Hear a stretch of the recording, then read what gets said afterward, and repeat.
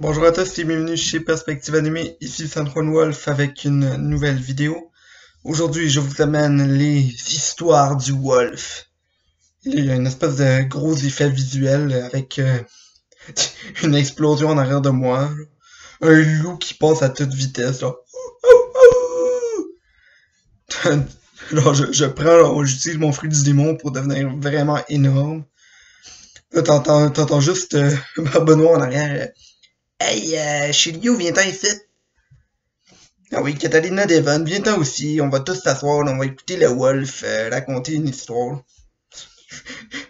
Je suis désolé, c'est pas censé être ça la voix de Barbe Noire, mais j'aime juste ça imaginer que quand le Wolf raconte une histoire, t'as tout l'équipage de Barbe Noire au complet là, qui va s'asseoir donc devant le scénario puis il raconte une histoire là. T'as Teach qui est là puis il dit toi je t'ai pas engagé parce que t'es fort ou parce que t'es un géant ou parce que t'es un des criminels les plus dangereux au monde. J'ai entendu que t'étais bon pour raconter des histoires, donc je t'ai pris dans mon équipage. Je pense que c'est juste ça. C'est ça la raison pour laquelle San Juan Wolf est dans l'équipage de Barbe Noire, parce qu'il raconte des belles histoires et qu'il fait des belles vidéos YouTube. Donc, c'est quoi que je vais vous raconter aujourd'hui dans les histoires du Wolf? Je vais vous raconter l'histoire de Mr. One, Das Bones, donc l'homme d'acier, comment vous voulez l'appeler là. Donc, j'aimerais rappeler un petit fait par rapport à Mr. One, c'est que lui, quand il a été enfermé, pas à Impel Down, mais dans l'ancienne prison avec le reste des membres de Baroque Works. J'imagine que c'était une espèce de petite base de l'armée dans laquelle il enferme les prisonniers en attendant d'être amenés à Impel Down. Donc j'imagine un cas similaire comme Enies Lobby.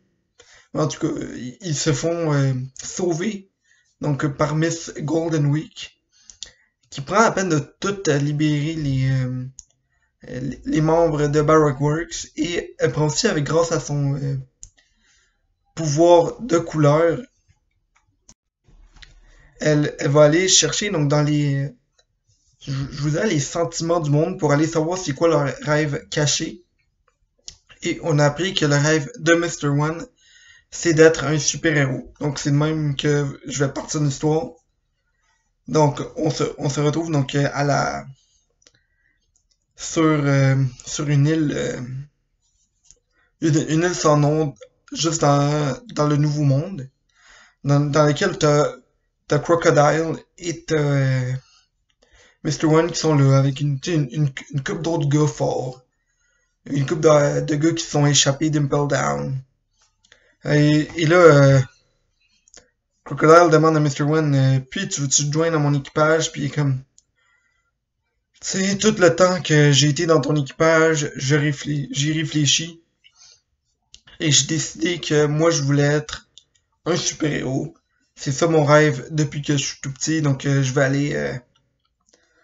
je vais aller accomplir mon rêve. Et là, Mr. One, Crocodile lui répond, 2 mois. 2 mois. Qu'est-ce que tu veux dire par 2 mois? Je te donne 2 mois. Dans 2 mois, tu vas être revenu. Et si t'es pas capable d'être un super-héros, regarde le pouvoir que t'as. T'es un homme en acier. T'essayes de sauver quelqu'un, tu vas probablement le découper. T'es une machine à tuer. Puis comme, non, je vais accomplir mon rêve d'être un super-héros. Et donc, là, il utilise une technique, une technique secrète, ok? C'est la seule fois qu'il va l'utiliser dans l'épisode. Il va sortir son awakening, ok? Oui, j'ai décidé qu'il a son awakening, mais qu'il l'utilise qu'une seule fois dans sa vie.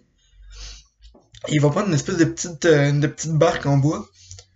Il va la toucher, puis elle va devenir une espèce de gros bateau en acier, puis il va se lancer à l'eau. Et il commence à naviguer dans le Nouveau Monde. Et il fait une coupe d'arrêt ici et là. Et il finit par tomber par hasard sur Zunisha. Et donc, il escalade le gros éléphant. et il tombe donc face à 5 petits Minx qui sont là en rangée, puis comme puis il a l'air de, je vais aller dire allô, ils ont l'air gentils. Tu sais.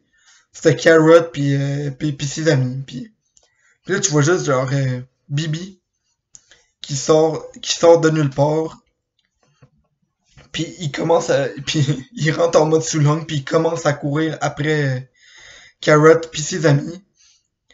Puis elle saute, puis elle commence à s'enfuir. Donc, t'as Mr. One qui saute, puis il fait comme, je vais le mettre à terre. Donc, il donne un coup à Bibi, puis il fait une coupure ici dans son torse, puis Bibi tombe à terre, puis t'as toutes les autres Minx qui sont là, puis Carrot qui dit, Hey! T'as fait, pourquoi t'as blessé Bibi? Il faisait juste nous entraîner. Puis il est comme, Ah, mais non, je voulais vous sauver, il est en train de vous attaquer. Puis il fait comme, Ok, mais c'était là pour nous sauver, pourquoi avais-tu besoin de le trancher en deux? Puis il est comme, non, je voulais pas le trancher, je voulais juste l'arrêter. Puis là, t'avais Nikumamushi qui se promenait dans le coin, puis il prend Mr. One, puis il fait comme, toi tu, euh, toi tu vaux rien. Puis il le jette en bas d'une échelle sur son bateau, puis il est comme, Ah, je pense que Mr. One avait raison. Mes mains sont pas faites pour sauver les gens, elles sont faites pour couper. Donc il repart en bateau.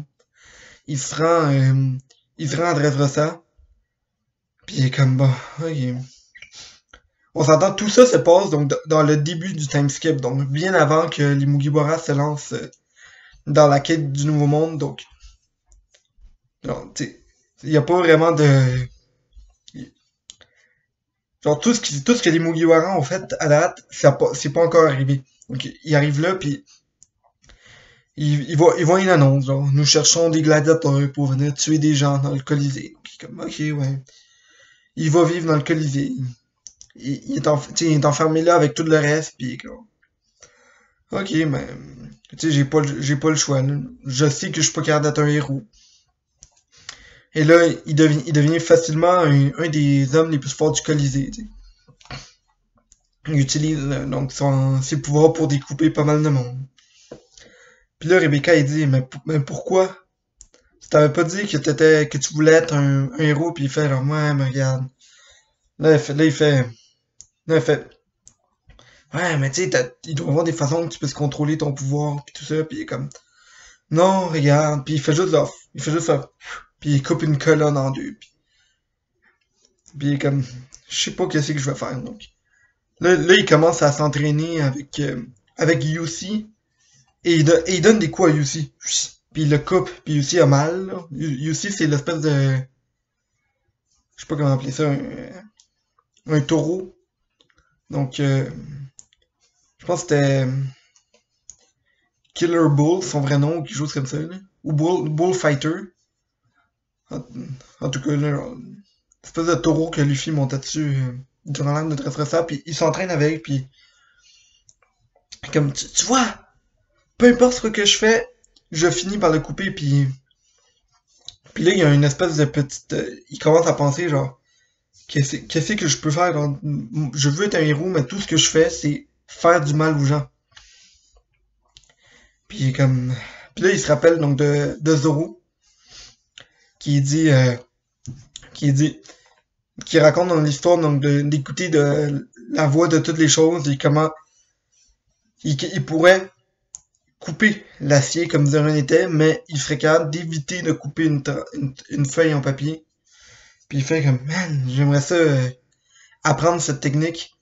Donc il prend un papier, puis il fait comme, chut, puis il la tranche en deux comme si de rien n'était, puis il est comme, là il se calme, il s'entraîne. Puis après un bout, il arrive à plus couper le papier. Il va voir Yusi, puis il fait une attaque. Chut. Puis, oh, ça fait rien à Yusi. Puis il est comme, bah, ok, je pense que je commence à peu près à contrôler mes pouvoirs. Puis comme il trouve une façon de s'enfuir donc du Colisée, se lance à la mer et il se retrouve donc sur une nouvelle île. Puis il voit une espèce de grosse poutre qui est en train de tomber. Et il voit qu'il y a une famille qui est en dessous, donc il est comme, ok, calme-toi, utilise tes pouvoirs pour attraper la poutre avant que ça écrase la famille. Il lève ses mains, puis il fait comme, ha! Il, a- il attrape la poutre, mais il perd un peu le contrôle, puis il finit par transpercer la poutre et la casser en deux. Et il coupe genre, un bâtiment qu'il y avait par-dessus, puis ça fait une clume de blessés, puis tout le monde est comme, ouh! Attrapez-le! Puis il court après, puis il, a- il- puis il réussit à s'enfuir, puis il est comme, ouais, je pense que Crocodile avait raison, là. Je suis pas fait pour être un héros, tout ce que je fais, c'est couper des choses, couper des gens.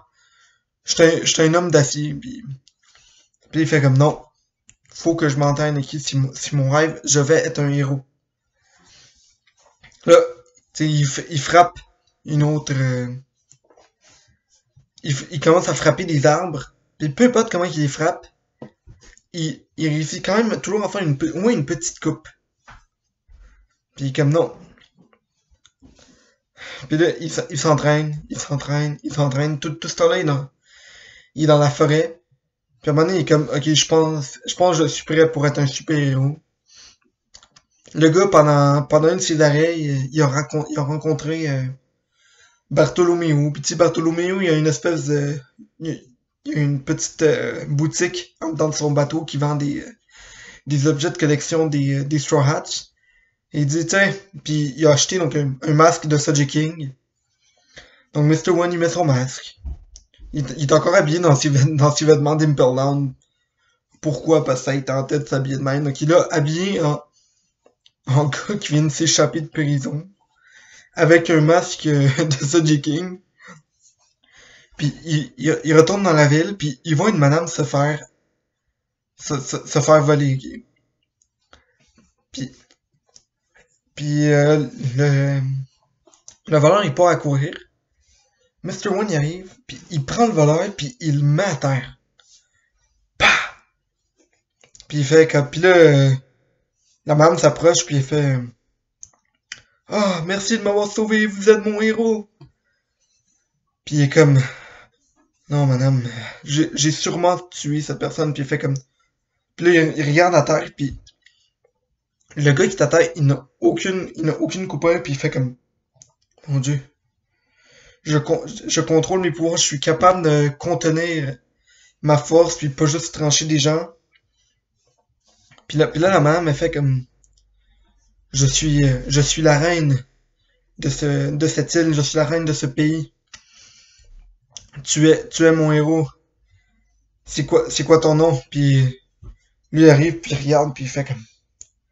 Je suis un homme en acier. Appelez-moi Steelman. Puis il fait comme... Parfait Steelman. T'es mon héros. T'es le super-héros de cette île. Et c'est de même que Mr. One a réussi donc à surpasser les dangers de son fruit du démon pour devenir un héros.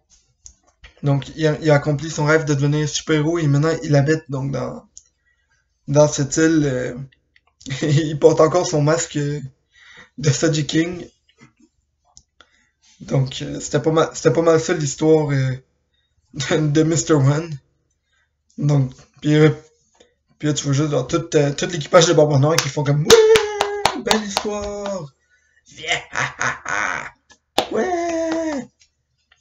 Et c'est la fin. Donc, c'était Sandman Wolf. J'espère que vous avez apprécié cette mini histoire sur Mr. One et comment il est devenu Steelman. Donc, bonne journée tout le monde.